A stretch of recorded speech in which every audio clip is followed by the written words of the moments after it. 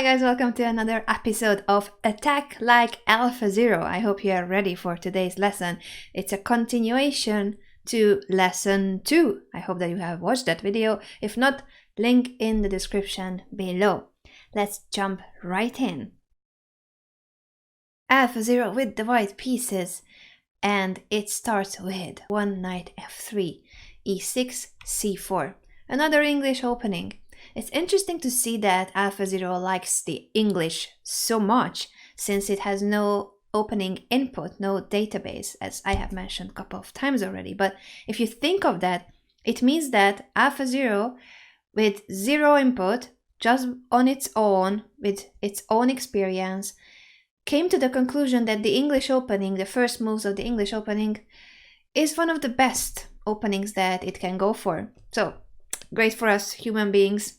Yay! Let's move on. Knight f6, knight c3, bishop b4, queen c2. This might ring a bell if you have watched my first ever AlphaZero video. Not even part of this Attack Like AlphaZero series. You know which one I'm referring to. d6 was played in this game by Stockfish, and b4, e5. The first video I made about AlphaZero was a5 on move 6, then b4 and d6. Once again, link in the description below. Today we are talking about another game with this setup. It's obvious that white wanted to place the queen and the bishop on the long diagonal. That's a very powerful queen and bishop battery, but black is doing a good job so far blocking that diagonal with d6, e5, knight b d7, e3, rook e8, d3. So far everything is normal, natural, developing moves. White is aiming to castle kingside after bishop e2, and black has placed the knight on f8 so that it can develop the bishop from c8. It plays first a5 to trade on b4 potentially, or just keep the pressure on the queen side, not allow white to expand as much as it wants on that flank of the board. Castle kingside, and we have reached our middle game position where it's once again same side castling. What can we expect from this game? Well, a lot, if you remember what happened in lesson 2. Bishop g4, h3, bishop h5. This is the first moment where I wanted to ask you, what do you think shall be the continuation? There are plenty of good moves here, so there's actually no wrong answer, unless you tell me something like queen to d4. Please do not. But otherwise, there are many good moves here. I just want you to think for a moment for yourself, what would you play if you had the white pieces? Got it? Now let's discuss what AlphaZero played, because it may not be the same as your move, or my move, or anybody else's move. AlphaZero goes queen to c2. That queen is looking good on c3, right? Also, what about this pawn capture? B takes a5, free stuff.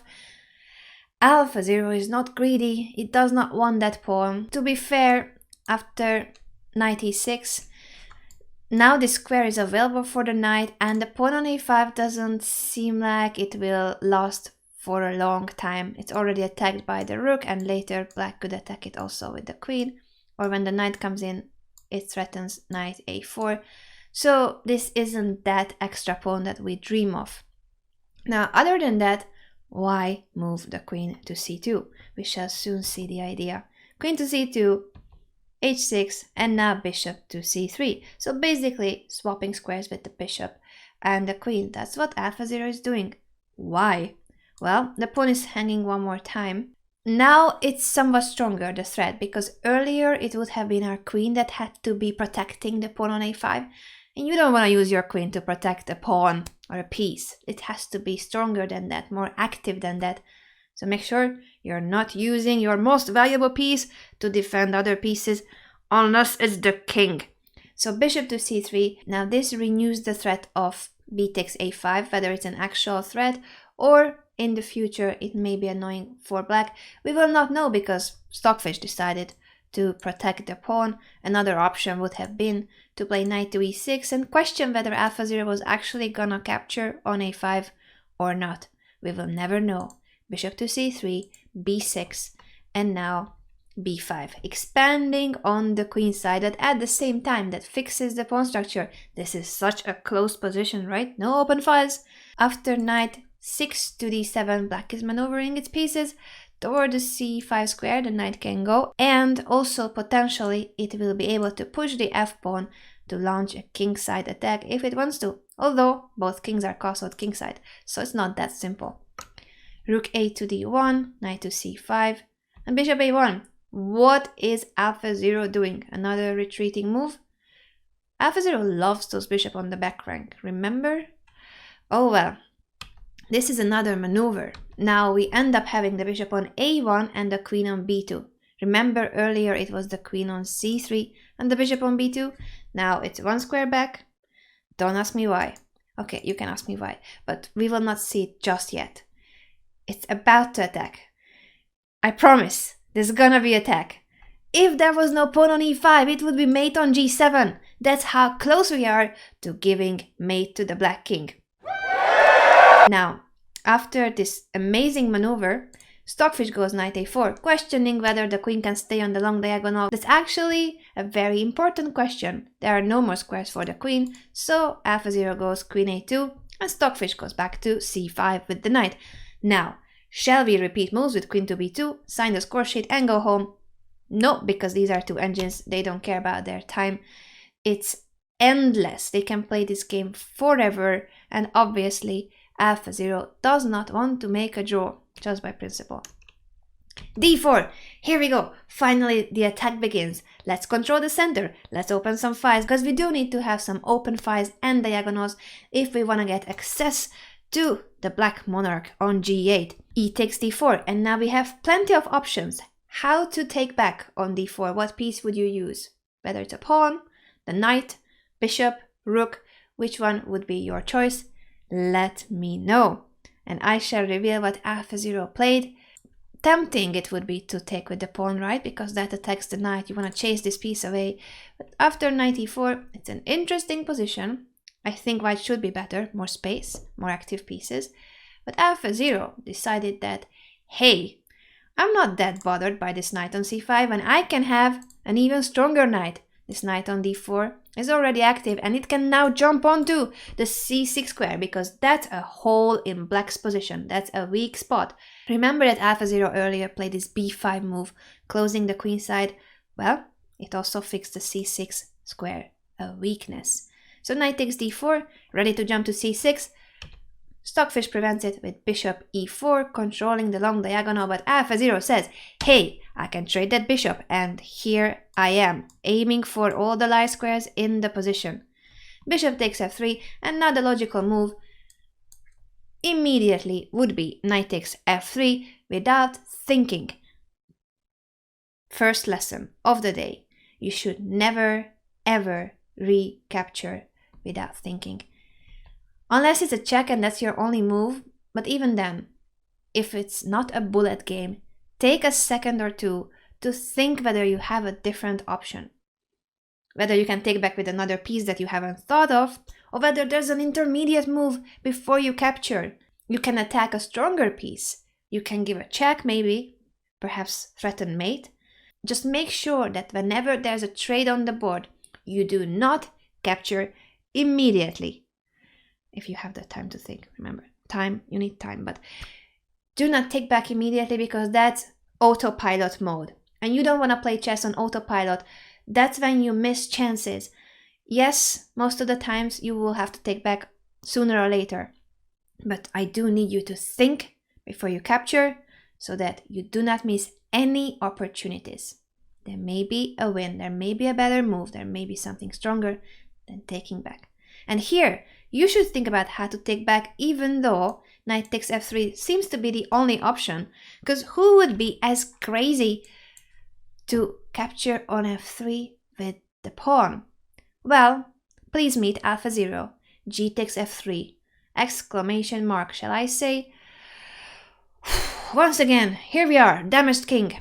I told you this would be connected to lesson 2 of the Attack Like AlphaZero series. In that video, we learned that sometimes double pawns in front of the king can lead to an advantageous position if you see like 20 moves in advance, but It has its drawbacks and it has its pros as well. So just because it looks ugly, and no one would ever do this, no human being, today we're gonna learn that we should think outside the box, leave behind our judgment, and free our mind to a position that can actually become a dangerous attacking position because of g takes f3.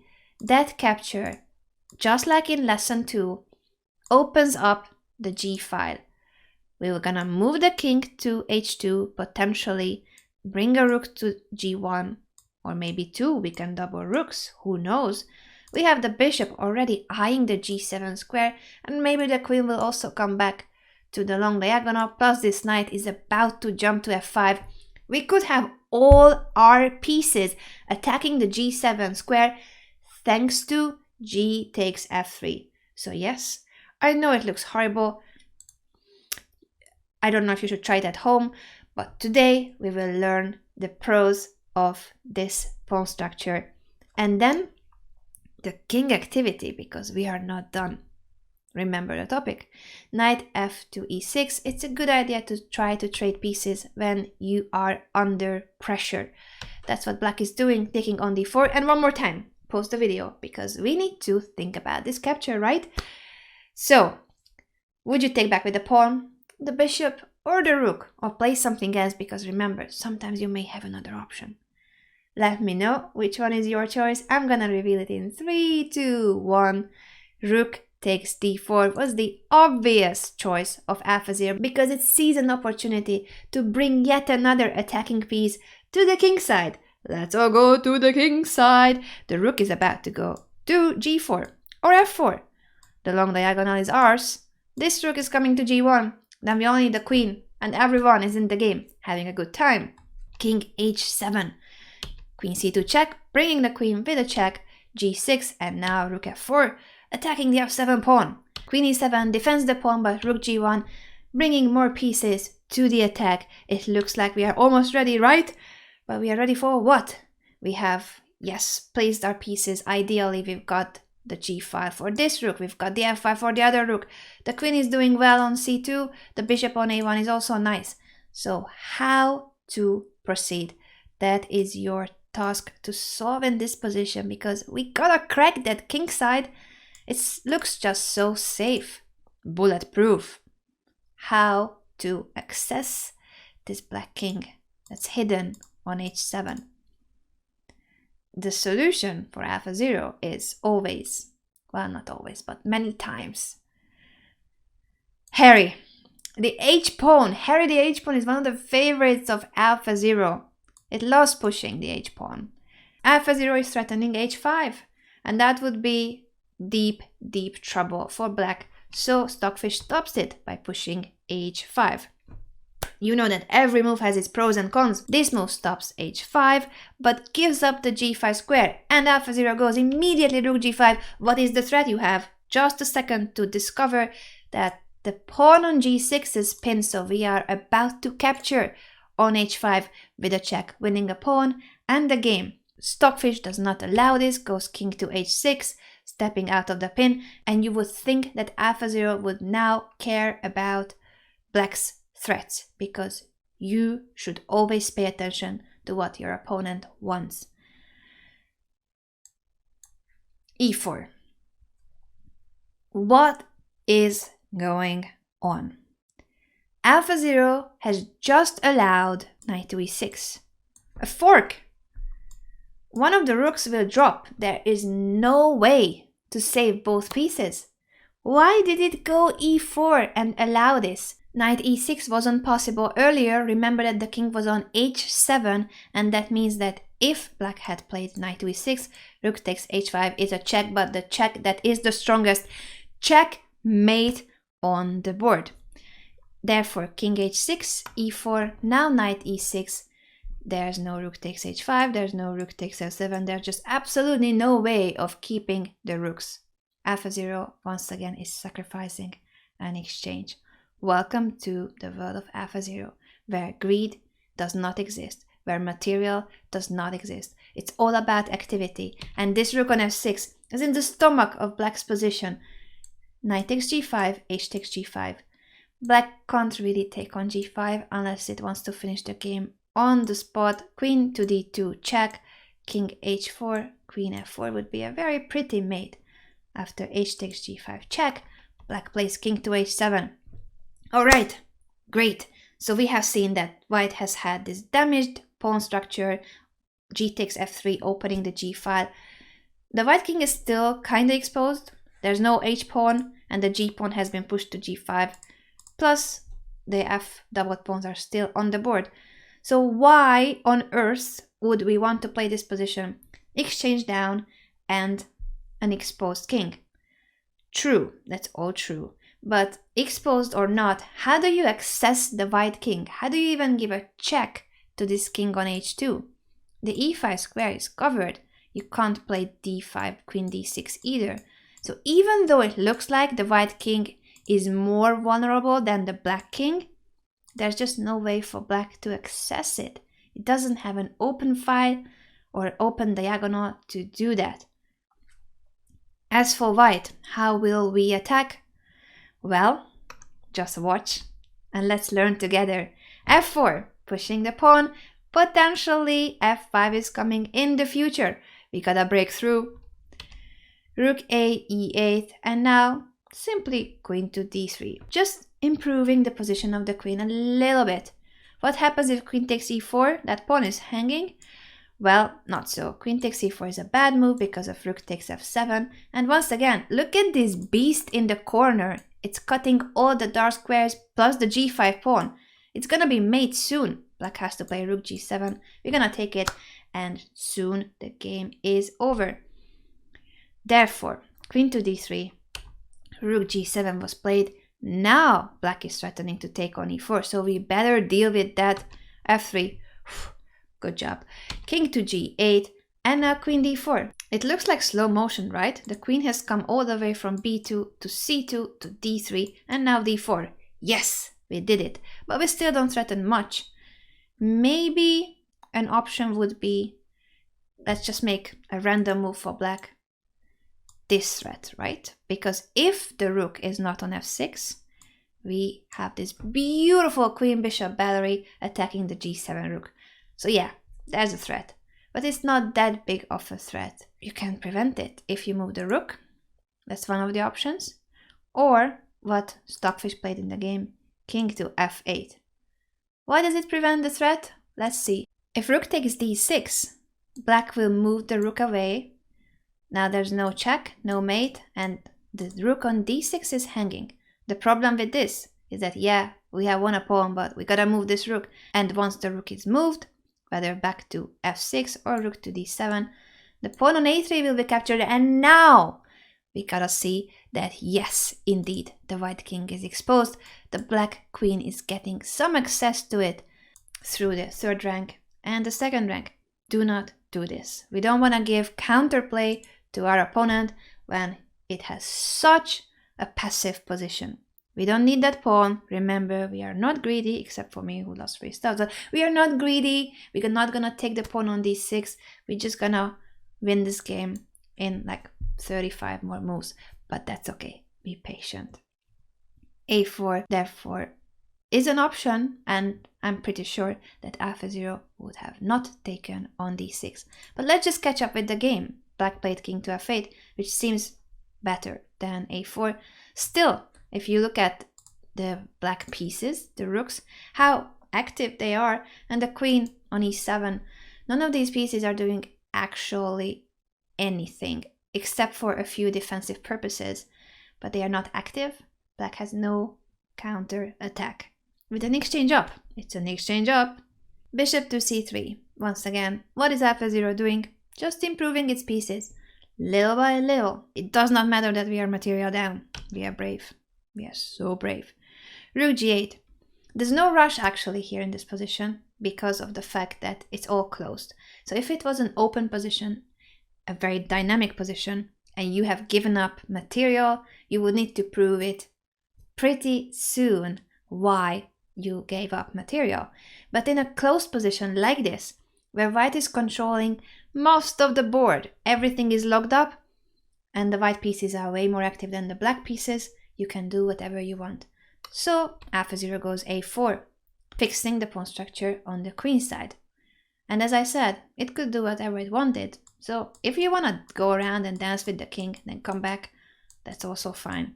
Maybe you will annoy your opponent a bit, but these are two edges. They have no feelings. Rook d8, king h3. Yay, the king starts its maneuvering. After all, our topic is the power of the king. And yes, it's a reference to this king. First, at the beginning of the game, remember, we doubled our pawns. G takes f3. And now the king starts walking up the board. Where is it going? You will see. For now, it's simply safer, somewhat safer on h3 than on h2, at least according to AlphaZero. It wants to push f5. Finally, we're gonna see some action. Rook to d7, and now, finally, it's time to hit f5. Here we go. How do you know when it's the right moment to break through, when to take action? Well, when you have such a closed position, first of all, make sure that you have fully activated your pieces. Get them to the best possible squares, and then, when you are ready, you are very ready, so ready that you have thought of any possible counter chances of the opponent, you have made some prophylactic moves like king to h3, then that is the right moment. Also a4 I consider prophylactic move. It fixes the queen side. Not that we could see what was going to happen, but any move like that is helpful. You just need to make sure that the moment when you break through, that's the ideal situation for you, for your pieces. You don't need to rush, ever, in a close position like this. f5. G takes f5 was played. Otherwise, we're gonna take.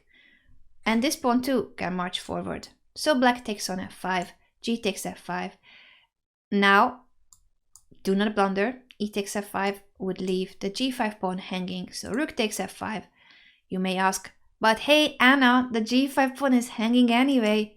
Yeah, sure, take it if you want to.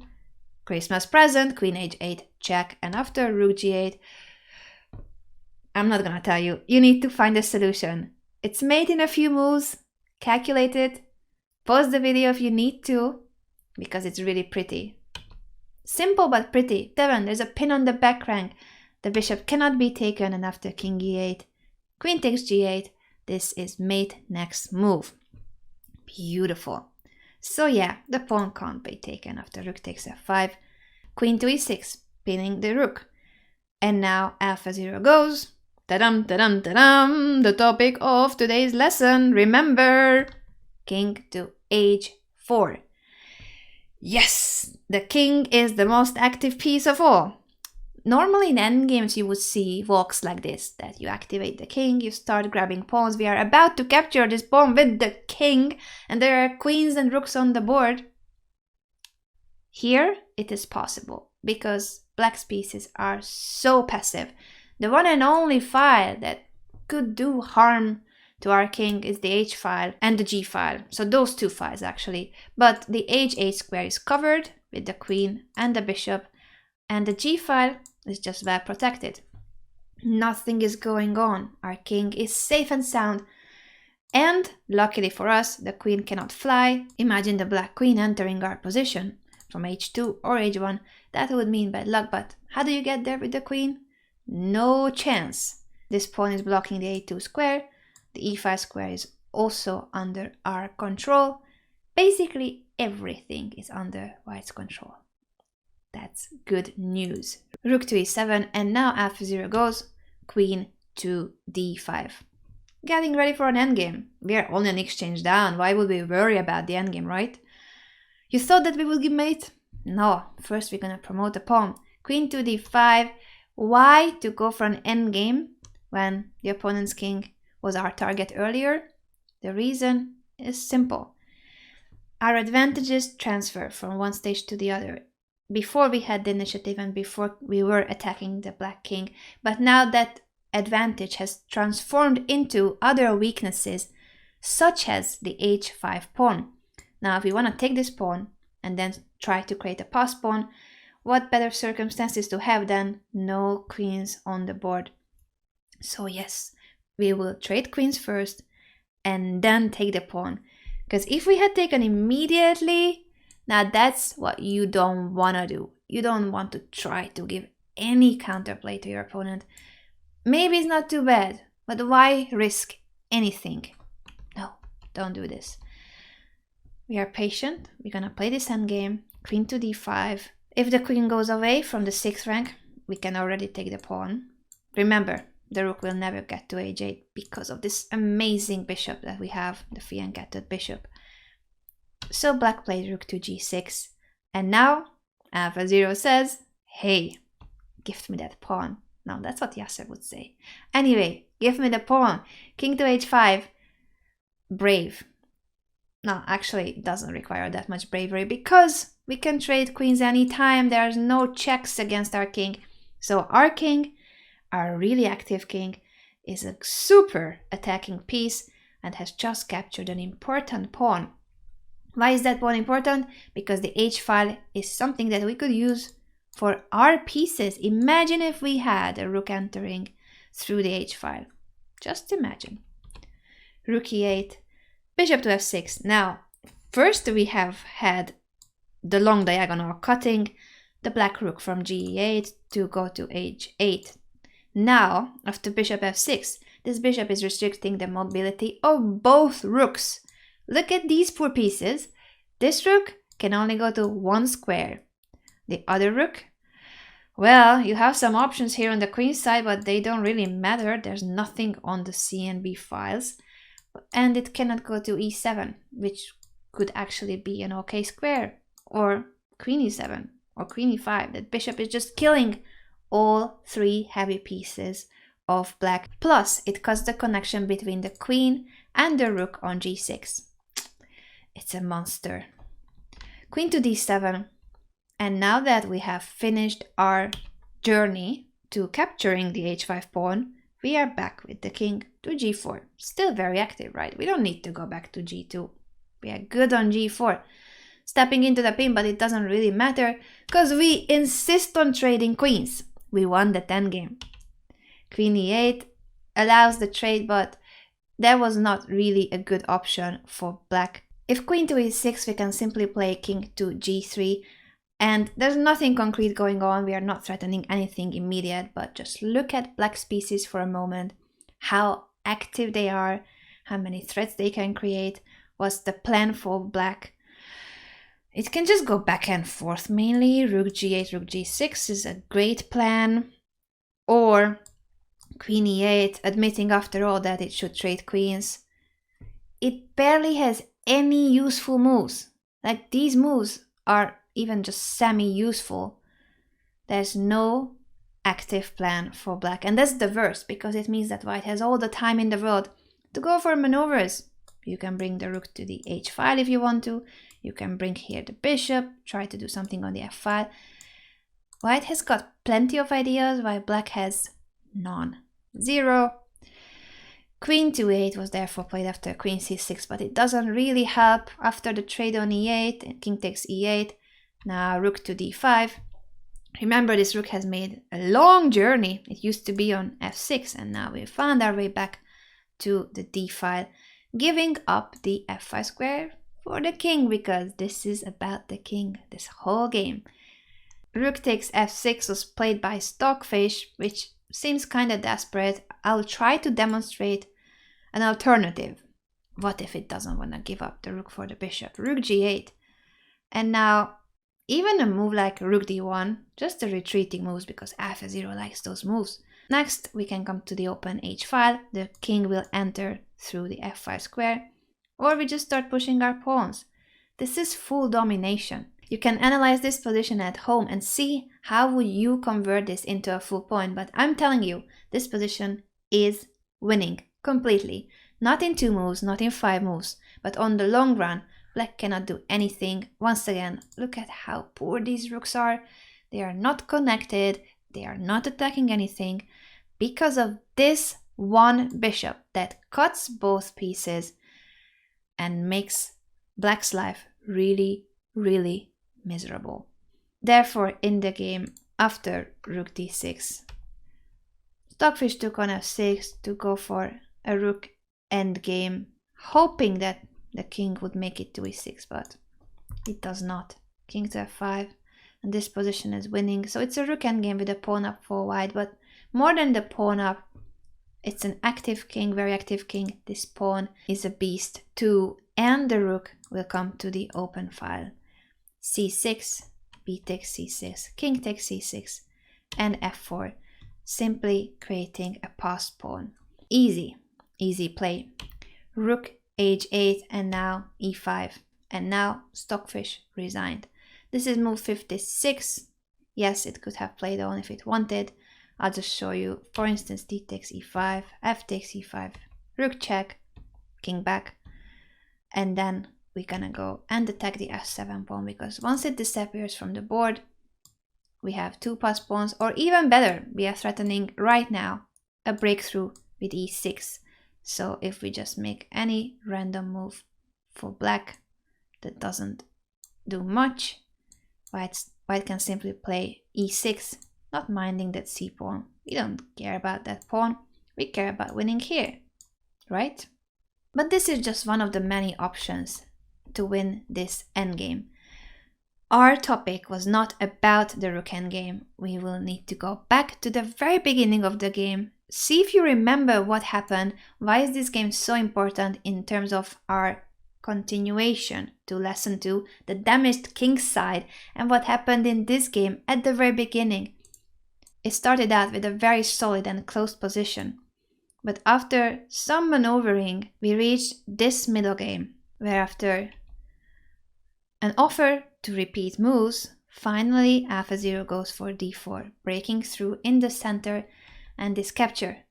Remember, you should always think about how to take back, right? Knight takes d4 was AlphaZero's choice because it's heading toward the c6 square. That is a weakness in black's camp. Bishop e4, and this was a key moment. Yeah, the bishop is covering loads of important squares, c6 and f5, so we just get rid of it. And when the bishop is captured, every human being on earth would have thought that knight takes f3 is the most natural and best option. Unless you are AlphaZero or like Magnus Carlsen or a grandmaster. G takes f3. What a move. It's not a winning move, but hey, it's about the plan. It's all about the plan. Moving the king away from the g file and bringing all the white pieces to the attack of the g7 pawn. This is what you should remember from this game, that sometimes moves that look ugly, sometimes moves that look positionally really bad, they can be effective if it's a dynamic position. Don't just go and weaken your pawn structure when strategically you are lost. You don't want to do that. Here, it's all about the dynamics, so white has got the initiative and the dynamic counterplay through the g file, a semi-open file. Another key moment, the last one that I'm gonna recall for you to remember, was when AlphaZero said, you know what, I don't need 2 rooks. I'm okay just having 1. Because I'm pretty sure that if AlphaZero could choose whether to give up the bishop or one of the rooks here, it would choose the rook. Because this bishop is the piece that has won the game for white, basically. Remember the final positions with the bishop on f6. So yeah, it would never trade this bishop for the knight on e6. It prefers to give up the rook. Never, ever this piece. It's the relative value of the pieces, and that's very important in chess, in any game, whether you're AlphaZero or not. Remember that depending on how active a piece is, its value increases or decreases. I hope that you have enjoyed today's lesson. Let me know in the comments below, how did you like this game and the idea of weakening our own king to get a semi-open file through which we can start an attack against the opponent's king. So it's a bit risky, but you may want to try and see how it goes in your games. Just don't blame me, please. I will be here back with more episodes in the future on how to attack like AlphaZero, but for that I do appreciate your support if you like this video and subscribe to the channel so that you will be notified when the next video comes up. See you then, bye!